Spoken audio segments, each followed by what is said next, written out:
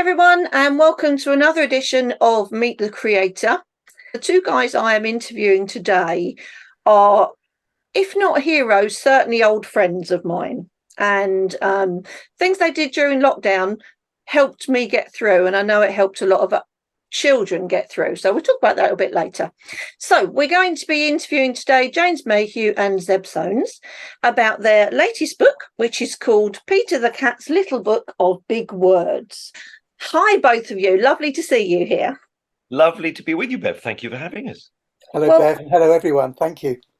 We normally start with a reading from the book, and that's going to be a trifle tricky with the type of book this is. But would you be happy to read something on behalf of Peter, Zeb? I would, because this is Peter the Cat's book. Peter, as those of you who follow the Gaspard adventures will know, is a cat who's learned an enormous vocabulary from listening to the radio, mainly Radio 4. And so during lockdown, Peter suggested that he might like to have his own book. So really, Peter has dictated this book to me, and James has done the illustration. So I'm going to read you Peter's note from the Porther. This is his foreword to the book. Ever since I was a kitten, I have loved words, especially big ones. Why, for example, say something is big when you can say it is gargantuan? I have learned much of my superior vocabulary from listening to the radio. The word for someone who likes words is a logophile, and the word for someone like me who likes really big words can be found in this book. Having the perfect word for something means you can explain exactly how a thing looks, smells, or feels with just one word instead of several. There are words to describe everything. There is even just one perfect word to describe the wet, sweet, earthy smell of rain on a warm day, and you'll find that word in this book too. New words, when we hear them, are a bit like gift vouchers. If you don't use them, you'll forget them. So I encourage you to keep a little note of any big words you hear at the back of this book and to use them straight away. If you do, you'll become a philomath, which means someone just like me who likes to learn new things. Your learned friend, Peter the Cat. Well, what a delight. What a delight. That has just made me smile so much, Zeb. Thank you so much for that. That started us off really well.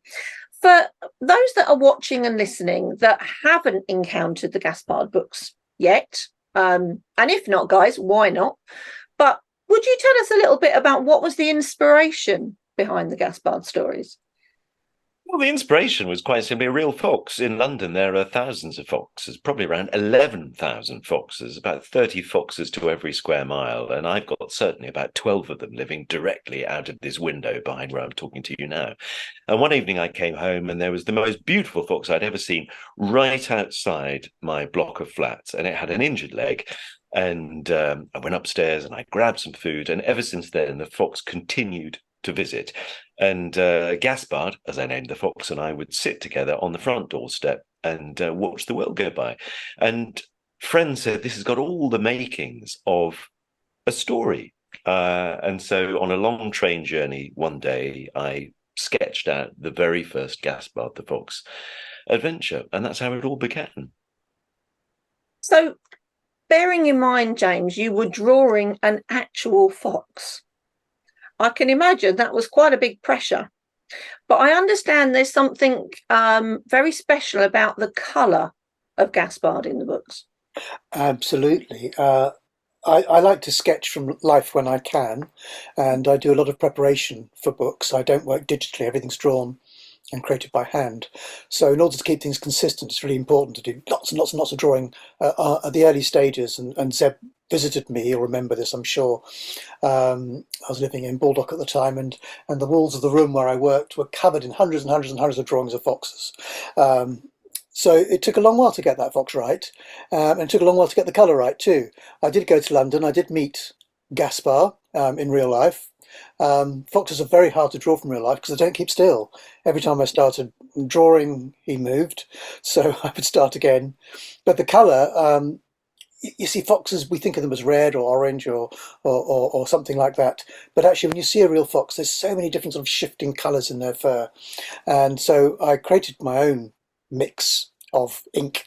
I like using inks. I like using coloured inks, which I call Gaspar Red, and that's the colour. I keep it in a pot, and I know the secret recipe, and so whenever I need to illustrate Gaspar, I can mix up some more. Well, of course, he had to be a complete individual because, he has such character, doesn't he, Gaspard? But so does Peter, of course. Now, has to be said, in previous books, Peter's been a side character, although he probably wouldn't agree with that, Peter. Probably wouldn't agree with that. Oh, no, not at all. He's a very self-important cat, let's face it. So why a book of words? Well, really, I mean, when I was a young reader, I loved collecting words and I would jot them down. So if I came across a word, in fact, I can remember some of the early words, such as garrulous, coveted, these extraordinary words that actually felt nice to say. And I would scribble them down, then look them up, discover what they meant. And this is in the days when you actually had to get a dictionary off the shelf and find the word. And then I would try and use them, and that makes me sound a very precocious child. But I just wanted to use these wonderful words that I discovered, and that's the whole point of this book. Is it's not to show off; it's just to show children that there are perfect words to describe the minutest things.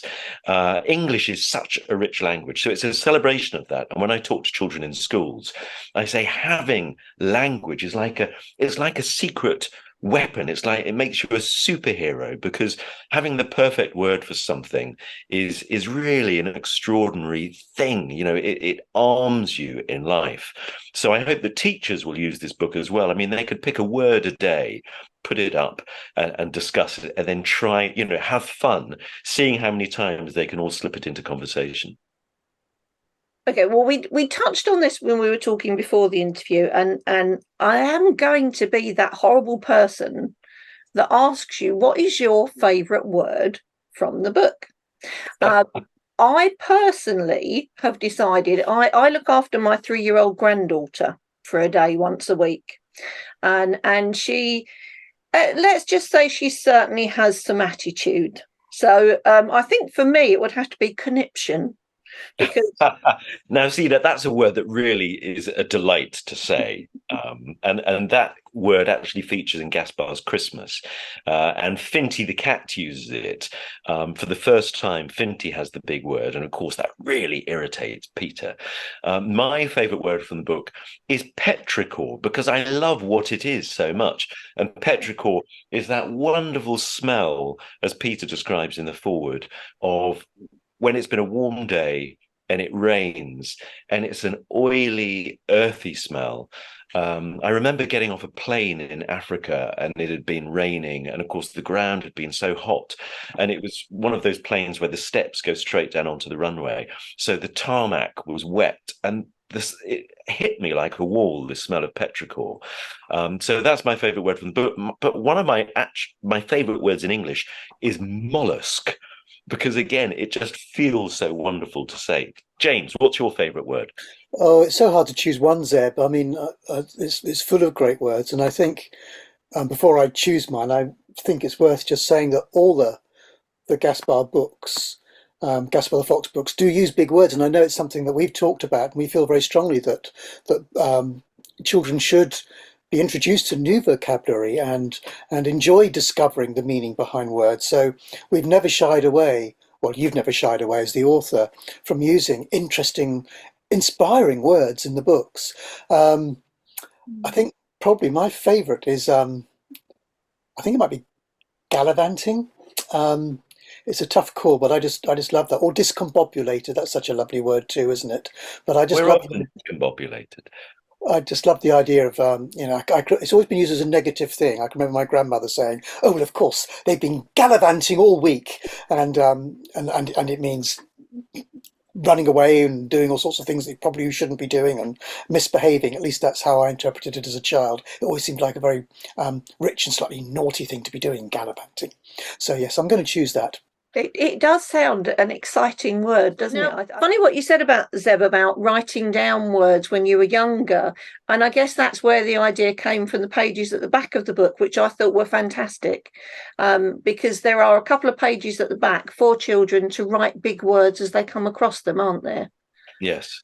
Yeah, and that was entirely drawn from my childhood of, as I said, scribbling down little words, but actually to kind of, to give a space for children to do that. And also, what I also noticed, which I thought was delightful, and I understand why, because of course in the back, when we've got some nice words about yourself, James, we've got your biography in the back, and of course you're not there, are you, Seb? Because you didn't write it. No, I didn't. I sat down with Peter the cat over several sardine sandwiches and saucers of Jersey milk, because he is a very refined cat, and laboriously took down. I mean, we had far too many words to include in this picture book, but yes, I took dictation from Peter, so that's why Peter has a biography in the back of the book, and I don't. He does indeed. Am I allowed to ask what you're working on next? Are there more Gaspard adventures coming, or more Peter adventures coming, actually? There are always more Gaspard adventures. And yes, there is another Gaspard story. I'd always had 10 in my head, and we're at book 4 in Gaspard. The Peter the Cat book is I don't call that book 5 because it's a spin-off. So yes, there are more Gaspard adventures. But James and I have been extremely busy, and particularly with the Gaspard concerts, that's kept us very busy this year. And James and I will be performing on stage together, which is a real rare treat for us. In Belfast next March, we'll be performing Gaspard's Foxtrot. So you can find the details for that on the website. That's our first visit together to Ireland with any of the books. Well, you are both so multi-talented. I had a little chat last month, James, with Jackie Morris, and I was asking her about Mrs. Noah, because she is one of my favourites. I do love the Mrs. Noah books. And she kind of told me that there is probably going to be another one. So I was very chuffed about that, because I do love Mrs. Noah. I think she's a fantastic character. So with your own books, which characters are most beloved to you, James? And that's a really difficult question. It's like asking your favourite child, isn't it? Yes, it is actually. It's a very difficult question. I think I like different books for different reasons, because I use different techniques, illustrative techniques for many of them. For Mrs. Noah, I use a collage technique involving lots of printmaking. It's much more experimental, and I really like doing that, but it only suits certain things. So I love Mrs. Noah for that, and I love the way Jackie writes. It's very lyrical and poetic, and really that's why I developed this new way of working, because I felt my other work just didn't quite match her words. What I love about Gaspar, apart from the characters, is the fact that it's set in a real place, because most of my books have an element of fantasy, or they're quite sort of imaginative or set in faraway, made up places. And Gaspar the Fox isn't. Gaspar's set very firmly in Islington, North London. So it was really interesting for me to go there, and I had a wonderful day with Zeb. We've had several wonderful days, actually, haven't we, Zeb? Touring around the area, taking buses, looking at the landmarks, me sketching and taking photographs, and doing all that reportage work that's necessary when you're illustrating a book that sits in a real place. So I love the Gaspar books for that reason, because they have a completely different feel to them. Obviously, I'm very fond of the Gaspar characters, because I think they're just, as Zeb has said, so much about kindness, which I think is so important nowadays, well, always. But beyond that, I think I'm fond of Katie and Ellabella, but they do rather seem like ancient history now. That's a part of my life that's so long ago. The first Katie book was published 35 years ago. It's incredible to think about that. So yeah, I think Gaspar and Mrs. Noah, I would say, are the ones that are sort of current and exciting for me. this book was kind of percolating in my head during lockdown, and there's quite a spooky story behind it, because the book is dedicated respectfully to Hiram Cod. Now, it's thought that Hiram Cod is the origin of the words codswallop, because he invented that little glass bottle with a marble in the top to keep fizzy drinks, to keep the fizz in fizzy drinks. It was originally for sparkling mineral water. And I was sitting on the train going to meet a friend during lockdown, when you could meet somebody for a walk, and we'd arranged to meet in the Brompton Cemetery, where I'd never been before. And on the train, I was talking via text to another friend, and I said, "Oh, I'm working on this idea for a book at the moment, Peter the Cat's Little Book of Big Words, and trying to come up with big words like codswallop." And I plucked that word completely out of the air. And he said to me, "Oh, I think there's an interesting origin behind that." So I Googled it, and it said, "thought to be named after Hiram Cod, the inventor of this particular bottle." That's all I knew about him. And then I got off the train, walked into the Brompton Cemetery, arranged to meet my friend at this particular bench we'd arranged to meet at. And there behind him was Hiram Cod's tomb. And there are over 200,000 people buried in that cemetery. And Hiram Cod could have been buried in anywhere in the world, as far as I was concerned. So it completely stopped me in my tracks. And I thought, well, I've got to dedicate the book to him. It's the most extraordinary coincidence of my life. So that is why the book is dedicated to Hiram Cod. Well, if that wasn't a sign that it needed to be written, then I don't know what is. Well, it has been an absolute delight, as always, talking to both of you. And I can't recommend the Gaspard series, and also Peter's book. I must stop talking about Gaspard, because this is about Peter. For any of you that are looking to buy books for young children for Christmas, it would be the ideal present. So it's been really lovely talking to you both, and I do hope you get some time to have a nice rest after all of your Christmas events. Thank you, Bev. It's been lovely to talk to you. Thank you very much, and happy Christmas, everyone.